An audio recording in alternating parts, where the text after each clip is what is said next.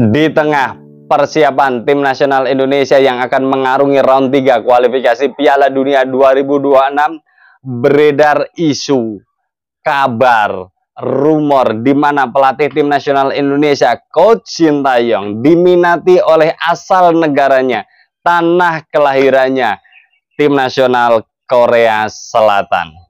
Pertanyaannya, akankah Coach Sintayong akan tetap setia bersama tim nasional Indonesia? Yang berhak menjawab ini secara valid tentu saja adalah Sintayong sendiri. Akan tetapi kalau kita bisa melihat dari berbagai macam perjalanan jejak-jejak PSSI bersama Sintayong, maka kita sebenarnya akan bisa membayangkan arahnya kemana seorang Sintayong akan berlabuh ke depannya. Meskipun ini juga dikuatkan bahwa sampai detik ini kontrak kerjasama antara PSSI dengan Sintayong belum ditandatangani oleh kedua belah pihak.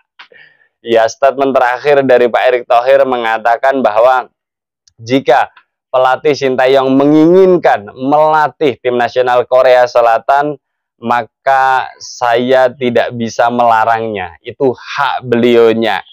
Saya pikir sebuah statement yang sangat bijak, percaya diri, akan tetapi juga bukan keluar spontanitas menurut saya, akan tetapi sudah melakukan atau melalui kalkulasi-kalkulasi mendalam. Ya, kita bisa melihat support PSSI Pak Erick Thohir terhadap Sintayong di dalam proses membangun tim nasional Indonesia yang semakin kesini semakin bisa dilihat kualitasnya, bahkan semua target yang dicanangkan juga sudah tercapai ya, meskipun belum juara akan tetapi tangga itu kelihatan sangat naik ya, mendaki dan target teranyar tentu saja tim nasional Indonesia diharapkan oleh publik pecinta sepak bola tim nasional Indonesia akan bisa lolos Piala Dunia 2026.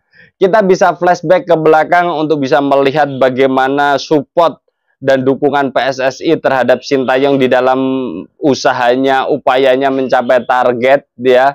Dan ini akan kelihatan secara nyata.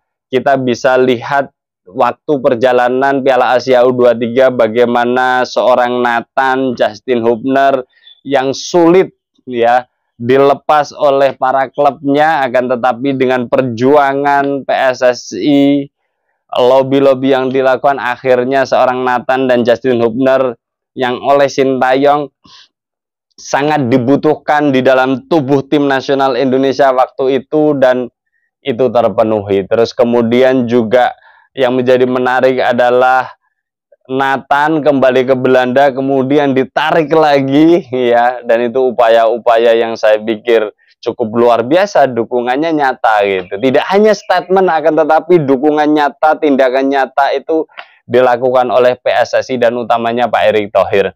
Kemudian ya sebuah dukungan nyata itu kan tidak hanya ketika berhasil.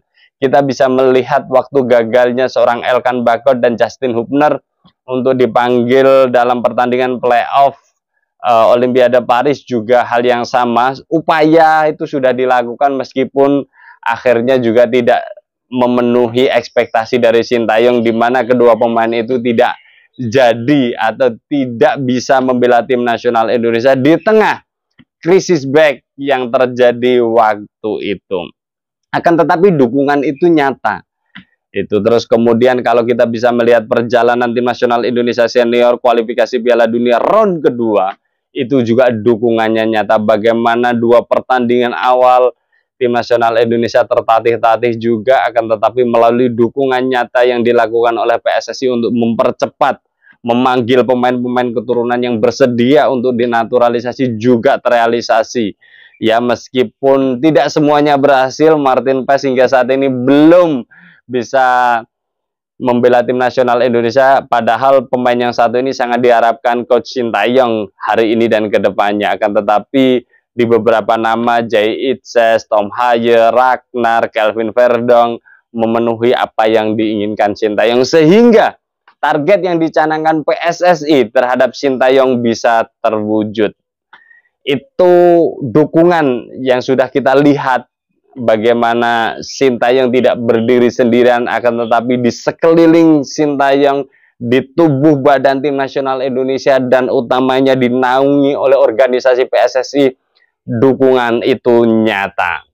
Terus kemudian kalau kita bisa melihat langkah ke depan, beberapa aktivitas yang dilakukan PSSI bersama Pak Erick Thohir berkaitan dengan sinkronisasi, perencanaan, planning, ya. Memang Pak Erick Thohir ini kalau saya melihat ini menganut ya sistem manajemen PDCA, plan, do, check, and action. Jadi ketika melihat pernah terjadi problem, ya, terus kemudian coba dievaluasi dan ada action baru sebagai bentuk perbaikan berkelanjutan ke depannya. Jadi menarik, itu yang saya katakan berkali-kali bahwa ya Pak Erick Thohir ini orang manajerial, itu. Dia akan bisa melihat masalah terus kemudian mencoba membangun solusi-solusi yang lebih memudahkan ke depannya, yang lebih memberikan jawaban atas ketidakpastian yang terjadi yang sudah-sudah, ya.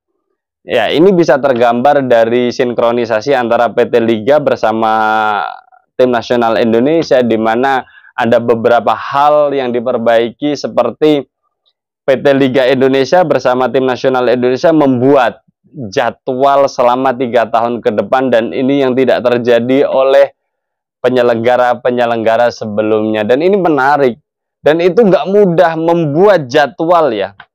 Ya, meskipun kalender FIFA sudah sangat jelas. Kalender FIFA itu ada program jangka menengah dan jangka panjang yang sudah dirilis di websitenya, terutama AFC, ya, program-program kalender FIFA-nya. Dan itu bisa dilihat, dan itu bisa dijadikan acuan bagi PSSI untuk melakukan sinkronisasi program, ya. Terus kemudian PSSI juga melakukan skala prioritas terhadap event-event yang dilakukan oleh Tim Nasional Indonesia, di mana ya jelas level kalender FIFA menjadi faktor utama. Senior, kelompok usia dari U23, 20, 17 menjadi apa namanya, proses prioritas yang berjenjang. Terus kemudian SEA Games juga bagian dari prioritas, karena ini membawa bendera merah putih di acara multi event, ya. Kalau misalkan pun Asian Games nanti juga akan jadi prioritas. Terus kemudian yang menjadi menarik sebenarnya adalah terkait dengan Piala AFF. Piala AFF, Liga Indonesia tidak diliburkan, yang artinya ya ini bagian dari program pembinaan, pematangan pemain, dan tidak menjadi prioritas utama bagi PSSI, Tim Nasional Indonesia, dan tentu saja itu dikemukakan gamblang oleh Pak Erick Thohir. Jadi sinkronisasi berkaitan dengan jadwal, ya, ini dalam rangka apa? Ya dalam rangka mendukung Sintayong lah, ya jelas itu.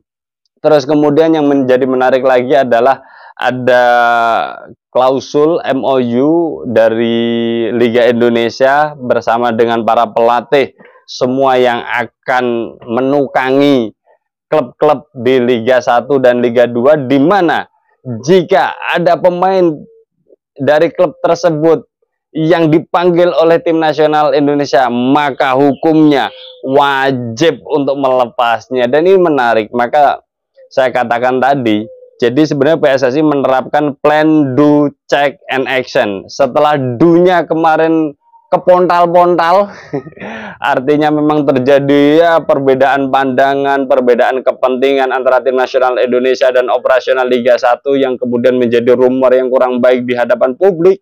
Maka sebagai bentuk ceknya, ya, ini ada evaluasi dari seorang Pak Erick Thohir, kemudian ya kita bikin kesepakatan lah terhadap semua pelatih yang menginginkan berkarir di Indonesia, utamanya di Liga 1 dan Liga 2, harus nurut, tunduk, ya, bersama dengan PSSI dan Liga Indonesia, PT Liga Indonesia. Dan itu menurut saya sangat menarik, ya.